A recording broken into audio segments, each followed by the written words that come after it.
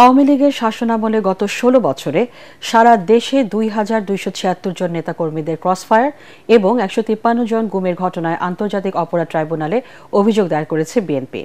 এই ঘটনায় প্রধান অভিযুক্ত করা হয়েছে সাবেক প্রধানমন্ত্রী শেখ হাসিনাকে। ট্রাইব্যুনালের প্রসিকিউশন শাখা আলাদা দুটি অভিযোগ জমা দেন দলটির মামলা সংগ্রহ তথ্য সেলের সমন্বয়ক মোহাম্মদ সালাউদ্দিন খান। এ সময় তার সঙ্গে ছিলেন সেলের অপর সদস্য অ্যাডভোকেট নুরুল ইসলাম জাহিদ। আরও জানাচ্ছেন মুশফিকুর রহমান।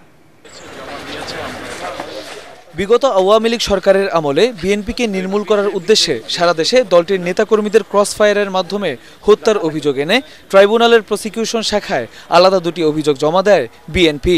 বিএনপিকে নির্মূল নিশ্চিহ্ন করার জন্য, দলের নেতাকর্মীদেরকে নেতাশূন্য করার জন্য, কর্মীদেরকে গুম করে অপহরণ করে এ পর্যন্ত আমাদের প্রাপ্ত তথ্য অনুযায়ী ২২৭৬ জনকে আওয়ামী লীগের সন্ত্রাসীরা এবং কিছু আইন শৃঙ্খলা বাহিনীর সদস্যরা ক্রসফায়ারের নামে হত্যা করেছে।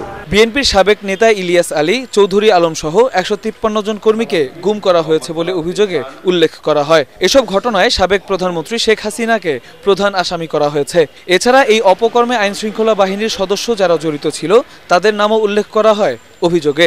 আমরা আসামি চিহ্নিত করেছি এভাবে যে সংশ্লিষ্ট থানায় যিনি দায়িত্বরত পুলিশ অফিসার ছিলেন, ওখানে যে পুলিশ সুপার ছিলেন এবং ওই টিমে যারা ছিলেন, আমরা তাদেরকে এখানে আসামি হিসেবে দিয়েছি। আসামির সংখ্যাটা আমরা অজানা রেখেছি। প্রধান আসামি শেখ হাসিনা তদন্ত সাপেক্ষে এটা বের হয়ে আসবে যে আমরা কতজন ওই ঘটনার সাথে জড়িত ছিল।